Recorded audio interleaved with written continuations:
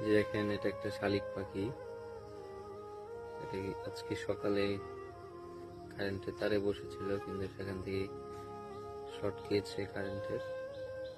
তবে আশ্চর্যজনক বিষয় হলো এই প্রথম দেখলাম কোনো পাখি শর্ট খেয়েছে, কিন্তু কেন খেয়েছি সেটা আসলেই আমার বোধগম্য নয়।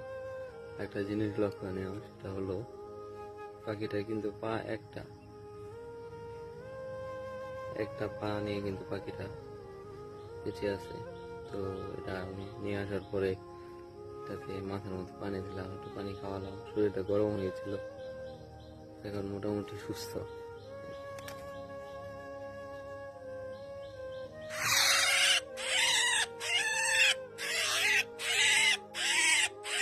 সুস্থ তাই একটু পরে ছেড়ে দেবো। শরীর থেকে একটু পুরো গন্ধ বেরোচ্ছে, শরীরটা এখনো ওই যে শরীরে পানি দেওয়া